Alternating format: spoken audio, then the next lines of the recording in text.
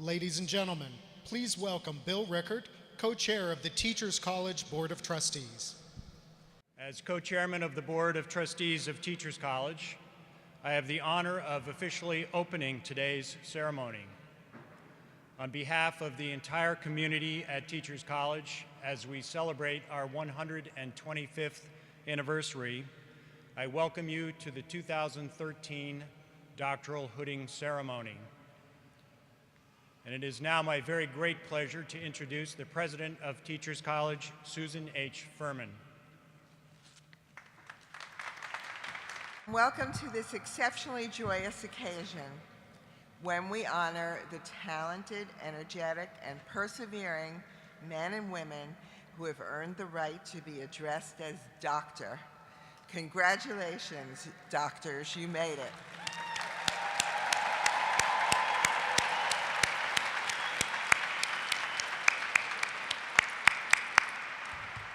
Let's congratulate as well those who helped you make it, our outstanding faculty and dedicated staff,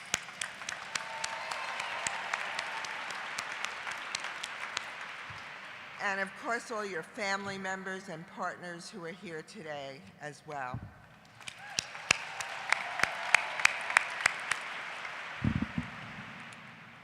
It's a wonderful day to reflect on what you've accomplished at TC and to look ahead to what you hope to achieve in the years to come. And of course, it's a day to celebrate. It's very special for me, a special thrill, to participate in the hooding of our doctoral students, because when I received my doctorate at TC, we didn't have a hooding ceremony. And I've always thought that, or at least I wasn't invited to one, and I've always thought that hooding was a particularly powerful image of joining the full-fledged ranks of academia. It's also a joy to see the number of children in evidence here today. When I earned my degree, I had 3 of my own, one which was born just at about the time the dissertation was born. And it's so very much a part of doctoral students' life to have young children, particularly at TC, and our children and our families are all partners in our work, so welcome to all of those of you who are here. You're graduating during a milestone year for TC, our 125th anniversary. We're marking this year all year long with various events here and around the world.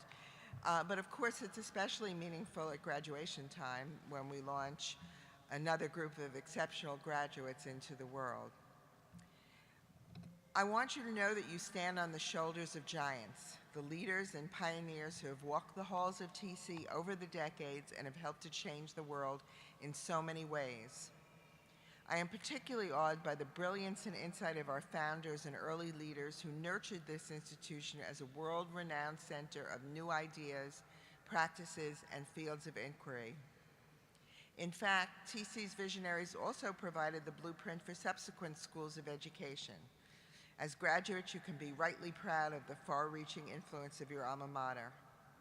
You are heirs to the vision of our first dean, James Earl Russell, who called for a training which would enable the student to see the relationships existing everywhere in the various fields of knowledge, even in the unity of all knowledge. What a marvelous way to describe the education you've received here, and how fitting that Russell's vision is even more relevant today in our hyper-connected and turbocharged world. We need more than ever to seek knowledge, understanding, and connection. This is the TC way. I urge you to continue to put Russell's vision into action whatever you do and whatever your sphere of influence is, whether you're working with one child or an entire nation. As you go into the world armed with your TC doctorate, I also want you to take pride in our legacy of firsts. It's a long list, and it continues to grow. All these fields, educational psychology, social studies education, urban education, gifted education, conflict resolution, nursing education, dance education, arts education, nutrition education, international and comparative education, spirituality and psychology, special education. We also granted the first graduate degrees in physical education and had the first School of Education program in computing and education. And remember that TC is the birthplace of the community school, the scholarly textbook, the yellow school bus, and the song Happy Birthday. The doctoral degree in education is another TC first. While our founding charter granted us the right to confer what was then called Doctor of Pedagogy degree, the EDD was an innovative degree introduced by TC and first conferred in 1935.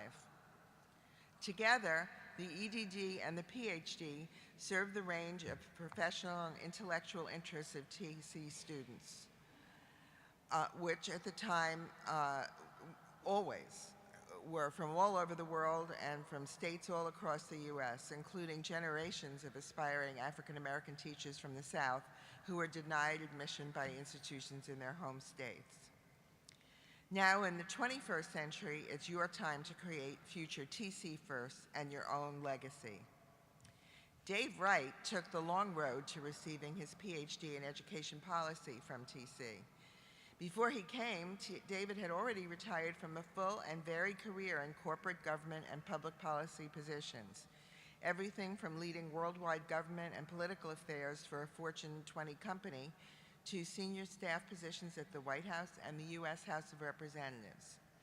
At TC, David brought his extensive policy background to the work of solving an electoral puzzle, the reason for low voter turnout among 18 to 20-year-olds.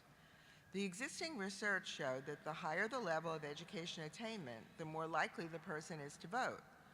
But while this age group, 18 to 20, has a very high level of education, many of them are in an educational environment, they have the lowest voter turnout since 1971, the year that 18 to 20-year-olds got the right to vote. David wanted to know why. He found an answer in education, or rather the lack of it, specifically that high schools were falling short delivering civics curricula that are engaging and relevant to students. We need more aggressive citizenship education and voter registration on high school and college campuses. David plans to keep his hands in research and stay connected to TC, and he hopes to continue to advance education reform through evidence-based research that moves us in the right direction. For other graduates today, like Nali, the geographic road to TC can be long and riddled with obstacles. But Nali is a great example of how passion and persistence trump fear and lack of confidence every time. Growing up near Shanghai, China, Lee felt she was a slow student. Reflecting on that time now, she says, she was developmentally not ready to learn the difficult concepts in math or the sciences, and she didn't get much support from her teachers. But Lee faced her fears head on. Not only did she become a passionate learner of science and math, she was determined to become an educator. That goal led her to Teachers College, a place she calls her dream come true, a place where the Cognitive Studies and Education program and faculty member John Black would help her to combine her interests in cognitive science, technology, and education. For her dissertation, Lee designed a simulated computer environment to teach the idea of complex systems, such as the human digestive tract, to middle school students. And today, she received her doctorate degree in cognitive studies. Lee plans to stay in the U.S. for another 5 years to do postdoctoral work and research. Eventually, she wants to return to China, where she hopes to make a difference in the lives of children who struggle in school. There are so many wonderful stories among our graduates. You've engaged in research, learning, and practice that's helping to change lives, work that will resonate at TC long after you leave here today. We're all impressed by the tremendous variety of topics you've chosen for your doctoral research. Your dissertations range from studies of violent crime in New York City school neighborhoods to experiences of parents of autistic children, from collaborative work in virtual learning environments to the effect of new teacher induction on teacher turnover, from how women doctoral students navigate school, work, and motherhood, to the pedagogic implications of The Daily Show. Okay. Could somebody please send me that one? I'm just curious. Clearly, you tackle real-world concerns in your scholarship, and your work will have real impact. So I expect great things from you. As TC graduates, you are uniquely prepared to meet the complex and often confounding challenges we face in our city, our nation, and our world.